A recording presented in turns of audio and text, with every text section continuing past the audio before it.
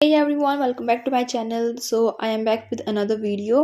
तो बहुत सारे बच्चे बोल रहे थे कि MEG 2 में जो RTC है उसके ऊपर एक वीडियो बना दो। तो देखो RTC वाला जो क्वेश्चन होता है आपका क्वेश्चन नंबर 1, उसमें आपको कोई 4 RTC अटैम्प्ट करनी होती है आउट ऑफ 5। तो वो मेनली आपका लक डिपेंड करता है कि आपको उस टाइम पे कौन सी RTC मिली है, आपको उसके बारे में पता है या नहीं पता है, क्योंकि RTC को फिगर आउट करना भी एक इम्पॉर्टेंट चीज़ है। तो सबसे पहली चीज़ तो ये है कि RTC आपको पता कैसे चलेगी।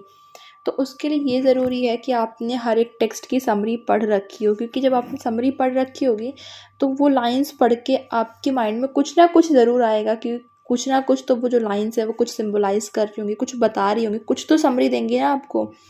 और वो आपने जो समरी पढ़ रखी है किसी भी ड्रामा की, तो उस ड्रामा में आपको पता चलेगा कि कौन से ड्रामा में से ये ले रखा है। तो आरटीसी में सबसे इम्पॉर्टेंट है कि रेफरेंस टू कॉन्टेक्स्ट इसको बोलते हैं। फुल फॉर्म इसकी होती है रेफरेंस टू कॉन्टेक्स्ट। रेफरेंस किसका देखना है, किसका देना है आपको, जो चीज़ें आपको क्वेश्चन में दे रखी होती हैं। आपको अगर लाइंस दे रखी हैं कुछ, उसका रेफरेंस देना है।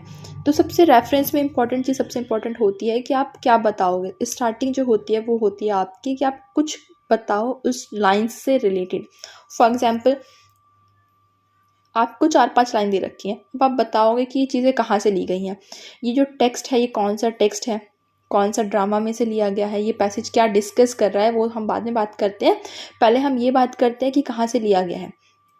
उसमें हम ऑथर को लेते हैं कि किस ऑथर ने इसे लिखा है, कौन ड्रामेटिस्ट थे, किस पीरियड में लिखी गई थी। जो टाइम पीरियड है वो इम्पॉर्टेंट हो जाता है। जैसे कि अगर आपका हैमलेट है तो आपका शेक्सपियरन टाइम आ जाएगा, या रेनेसा की बात हो जाएगी। अगर उसकी हम बात करें डॉक्टर फॉस्टिस की, तो बेन जॉनसन, अपने बेन जॉनसन का जो एरा है जैकोबियन, उसमें आ जाएंगे। तो कैसे धीरे धीरे अलग अलग टाइम पीरियड की बात होती है। सेटिंग इंपॉर्टेंट है कि सेटिंग क्या रखी गई है उस टेक्स्ट की। अगर हैमलेट है तो हैमलेट की सेटिंग डेनमार्क में रखी गई है, या फिर कहाँ रखी गई है, फॉस्टिस की सेटिंग कहाँ पे रखी गई है, या फिर जो भी आपको कोई भी इन्फॉर्मेशन पता है उस टेक्स्ट से रिलेटेड, उसके बैकग्राउंड इन्फॉर्मेशन से रिलेटेड आपको यहाँ पे मेंशन करनी होती है। हम अभी इसका एक एग्जांपल भी देख लेंगे। सेकेंड चीज़ जो होती है वो आपको कोट सेलेक्शन है, मतलब कि जो भी कोट आपको दे रखा है, कोटेशन आपको दे रखी है, जो 4-5 लाइन्स है आपको वो बतानी है। उसमें मेन क्या बात कर रखी है, थीम्स क्या है, कैरेक्टर या फिर आइडिया क्या है, वो आपको बताना होता है। अब आपने रेफरेंस तो दे दिया, अब आप उसमें कॉन्टेक्स्ट में किस कॉन्टेक्स्ट में दे रखी है, जैसे कि क्या आइडिया है, कौन सा कैरेक्टर बोल रहा है, हैमलेट बोल रहा है या फिर कौन बोल रहा है, उसका फ्रेंड बोल रहा है, होराशियो बोल रहा है, तो कौन बोल रहा है वो आपको बताना। डॉक्टर फॉस्टिस है वो बोल रहे हैं, या फिर अल्केमिस्ट में से कौन बोल रहा है, हो सकता है सटल की बात हो रही है, कैरेक्टर सटल जो है आपका, तो वो चीज़ आपको यहाँ पे बतानी होती है। फिर आप उसको एक्सप्लेन भी करते हो। एक्सप्लेन में मतलब आपको कंफर्म करना है कि जो सिग्निफिकेंस है उस कोट का वो क्या होता है। कोई भी कोट दे रखा है अगर, तो उसका सिग्निफिकेंस क्या है उस कॉन्टेक्स्ट में। अब सिग्निफिकेंस का तो यही है कि जो भी लाइन्स है वो आपको यहाँ पे एक्सप्लेन करनी होती है, उन लाइन्स में बोला क्या गया है। हो सकता है हैमलेट की कोई लाइन है, जैसे कि बहुत फेमस लाइन है, टू बी और नॉट टू बी, तो यहाँ पे क्या एक्सप्लेनेशन होगा कि वो जो डिलेमा था, हैमलेट के साथ जो डिलेमा हो रहा था कि वो सुसाइड कमिट करे या ना करे, वो वाला जो डिलेमा है उसके माइंड में, टू बी और नॉट टू बी, तो उसको यहाँ पे वो सिंबलाइज कर रहा है। तो वो चीज़ आपको बतानी है कि उसकी इंपॉर्टेंस क्या है, कि हैमलेट जो है वो कंफर्म नहीं कर पा रहा, क्लैरिफाई नहीं कर पा रहा अपने माइंड के अंदर, उसे क्या करना है क्या नहीं करना है, उसे रिवेंज लेना है या नहीं लेना है, उसे अपने अंकल को किल करना है या नहीं करना है। तो अलग अलग चीज़ें किस भी कॉन्टेक्स्ट में उसकी इंपॉर्टेंस क्या, सिग्निफिकेंस क्या है उस पर्टिकुलर कोड की, वो आपको बतानी होती है। फिर उसमें उसको एनालाइज करना है उसके डिवाइसेस को। हो सकता है जो लाइन आपको मिली हुई है पेपर में 4 या 5 लाइन्स की है, तो उसमें क्या इंपॉर्टेंट है, उसमें कौन से डिवाइसेस हैं, उसकी लैंग्वेज कैसी है, उसमें थीम क्या दे रखा है। तो ओवरऑल जो मीनिंग होती है या फिर जो भी डेवलपमेंट हो रहा है टेक्स्ट के अंदर, वो आपको यहाँ पे बताना होता है। और अगर आपको कुछ भी नहीं आ रहा है ना, और लेकिन आपको ये पता है कौन सी ड्रामा का है, तो आप उसमें सिंपल सा समरी लिखो, क्योंकि समरी लिखोगे ना तभी भी आपको कुछ तो मार्क्स मिल ही जाएंगे, क्योंकि खाली छोड़ने से तो बेहतर है कुछ लिख दो। कनेक्शन भी बना सकते हो आप इसमें, मतलब कनेक्शन टू द क्वेश्चन की, जो भी क्वेश्चन दे रखा है आप उसको डायरेक्टली रिलेट कर दो क्वेश्चन से। आपका जो भी आंसर है उसे मोल्ड करके क्वेश्चन की फॉर्म में कर दो, जिस तरीके से क्वेश्चन पूछा हुआ उसी की तरीके से उस अपने आंसर को प्रेजेंट कर दो। समराइज करना बहुत ज़रूरी है। कंक्लूजन लास्ट में ज़रूर दो अपना, एक कंक्लूजन छोटा सा, ऐसा स्पेसिफिक लिखने की ज़रूरत नहीं है कि ये कंक्लूजन है, पर फिर भी आपको अपना आंसर लिखना होता है। यहाँ पे कंक्लूजन देना होता है कि ठीक है ये आरटीसी थी, ये बात करी गई है, इसकी ये इंपॉर्टेंस थी, ये डिवाइसेस यूज़ हो रखे हैं, तो वो यहाँ पे आपका ख़त्म होता है। जैसे कि कोई भी एक आरटीसी आपके पेपर में आई हुई थी, था जो आपकी आरटीसी आई थी पेपर 2 में, इस बार फर्स्ट क्वेश्चन में जो आती है हैमलेट से आ रखी थी। अब ये जो लाइन्स है जब आप इसमें देखोगे तो इसमें क्या बात कर रखी है, सेकंड लाइन में बोला गया है let not the royal bed of Denmark. जब डेनमार्क की बात करी गई, देखो अभी मैंने आपको ये बोला था कि आपको समरी पता होना चाहिए। आपको पता है कि आपके 9 ड्रामा में से किसी ने भी डेनमार्क की बात नहीं करी है हैमलेट को छोड़ के, तो सिंपल सी बात हो गई कि हैमलेट में से ये जो आपकी लाइन्स ये निकाल रखी हैं। तो इसी तरीके से आपको देखना पड़ेगा कि कोई ना कोई एक आधा वर्ड ऐसा होगा जो आपको स्पेसिफिक कर देगा कि ये कहाँ से लिया गया। अब डेनमार्क की बात सिर्फ हैमलेट ने करी है क्योंकि हैमलेट की सेटिंग ही डेनमार्क में रखी गई है। अब इसका रेफरेंस टू कॉन्टेक्स्ट कैसे होगा, जैसे कि हम बोल सकते हैं कि ये जो लाइन्स है ये कहाँ से ली गई हैं, शेक्सपियर की ट्रेजेडी से ली गई हैं जो कि हैमलेट है। इस लाइन्स को भी बता सकते हो कि ये किसने बोली, जैसे हैमलेट ने बोली है इसको एक्ट नंबर 1 सीन नंबर 5। ये चीज़ें आपको याद नहीं रहेंगी कि कौन से एक्ट में बोली है, कौन से सीन में बोली है, तो आप सिंपल बोल सकते हो कि ये हैमलेट ने बोली है। ये लाइन्स जो है वो हैमलेट की लाइन है। ये लाइन्स क्या है, ये लाइन्स उसकी सोलिलोक्यू है। सोलिलोक्यू मतलब जो अपने आप में वो बोल रहा होता है, उसे लगता है कि किसी को सुनाई नहीं दे रहा है, वो स्टेज में बोल रहा होता है, स्टेज के ऊपर। थिएटर, क्योंकि एक थिएटर था उस टाइम पे, थिएटर्स में परफॉर्म होती चीज़ें, ड्रामा था। तो आप ये मेंशन कर सकते हो कि हैमलेट ने बोला है, ये इसको एक सॉलिलोक्यू है। जब वो उस घोस्ट को एनकाउंटर करता है, वो जो उसके फादर का घोस्ट था, वो जब उसके फादर के घोस्ट को मिलता है और वो जो घोस्ट है वो बताता है कि उसका मर्डर किया गया है, क्लॉडियस ने उसे मारा है।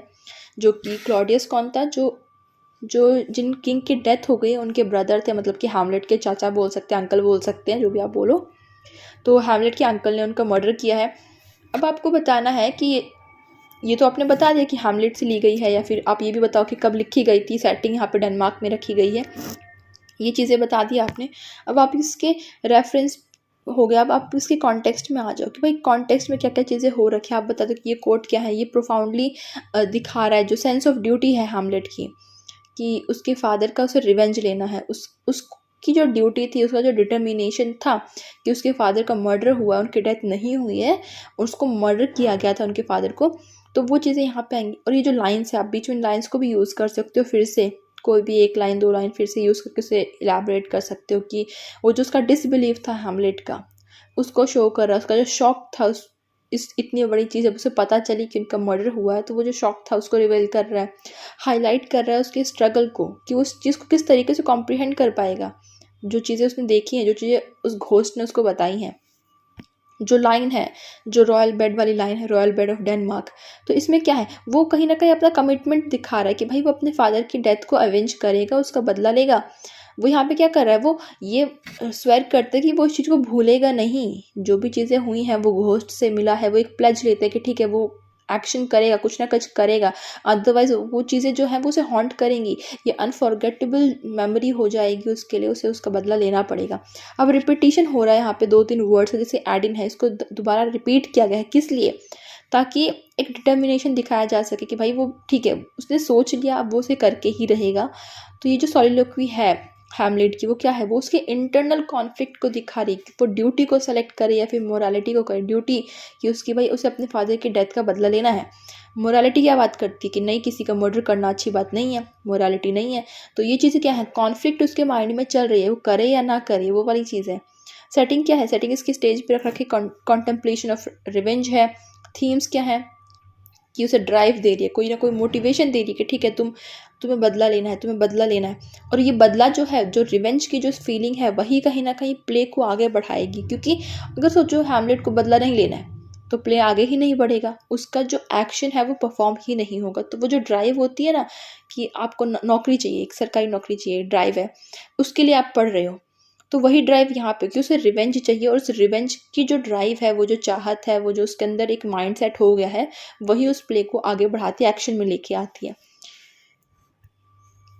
तो हैमलेट क्या है, हैमलेट यहाँ पे रिजॉल्व कर रहा है कि जो भी चीज़ें उसे याद है उसके फादर को उसने बोला कि ठीक है, उसके घोस्ट को बोला कि वो जस्टिस दिलाएगा, तो ये रिवेंज है। ट्रेजेडी है, ट्रेजेडी क्या है, जो अनफोल्ड होगी आगे, क्योंकि वो ट्रेजेक्ट्री हो जाएगी। वो सोचता है वो रिवेंज लेगा, पर वो रिवेंज ले नहीं पा रहा है। तो देखो, लाइन आपके पास 4 या 5 ही थी, आपने उन 4-5 लाइन को एक्सप्लेन कर दिया कि ठीक है वो डेनमार्क की बात कर रहा है, अपने फादर का बदला लेना चाह रहा है, उसके अंदर कॉन्फ्लिक्ट दिखा रहे हैं। उसके बाद कहानी फिर से सेम ही चलेगी। क्यों? क्योंकि आरटीसी तो सिर्फ 4 लाइन की थी, लेकिन आपको पूरे 2 पेज भरने होते हैं, नियरली आपको 2 साइड्स फिल करने होते हैं।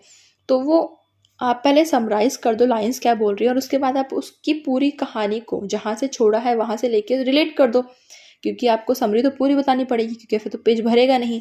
तो आपने बता दिया, आपका यहाँ पे आरटीसी ख़त्म हो जाएगा। अब आरटीसी में लास्ट में आप थोड़ा सा कंक्लूजन भी दे सकते हो कि जो भी ये कोट था ये बहुत इंपॉर्टेंट है, उसकी इंपॉर्टेंस क्या है, क्योंकि वो उसके कॉन्फ्लिक्ट को शो कर रही है, उसी से एक्शन हो रहा है। तो बस लैंग्वेज को मोल्ड कर देना, दूसरी वही बात फिर से भी लिख सकते हो आप। लेकिन क्या है कि लैंग्वेज मोल्ड होनी चाहिए। अगर इन लाइन्स में कुछ यूज़ हो रखा है आप उसे बता दो, जो स्टेज की सेटिंग है आप उसे बता दो। अगर आपको लग रहा है कि सिमिली यूज़ हो रखी है कहीं पे तो उसे बता दो। एलिट्रेशन है तो वो यहाँ पे पॉइंट आउट कर दो। तो कोई भी चीज़ है, जो भी चीज़ें आपको एक्स्ट्रा मिलते हैं आप उसे यहाँ पे पॉइंट आउट कर दो, आपका आंसर कंप्लीट हो जाएगा। तो इस तरीके से आप कोई भी एक आरटीसी अपना डील कर सकते हो, जो भी आपको आती है, जो भी आपको करनी है। सबसे इम्पॉर्टेंट बस ये होता है कि आपको पता चल जाए। बाकी तो आरटीसी हर एक बच्चा कर लेगा, कोई दिक्कत नहीं है। ऐसा कुछ स्पेसिफिक नहीं करना होता है, बस आपको अलग अलग स्टैंजाज बनाने, पैराग्राफ अलग बनाना होता है और हर एक पैराग्राफ अलग चीज़ की डिमांड करता है। पहला पैराग्राफ आपसे इन्फॉर्मेशन मांगता है, किसने लिखा, कब लिखा, क्यों लिखा था, सेटिंग क्या थी, बैकग्राउंड क्या था। सेकंड पैराग्राफ जो होता है आपका, वो क्या होता है, आपको बताना लाइन्स के बारे में कि लाइन्स कहाँ, मतलब जो लाइन्स है वो छोटी सी समरी की क्या बात कर रहा है, क्यों इंपॉर्टेंट है या फिर नहीं है।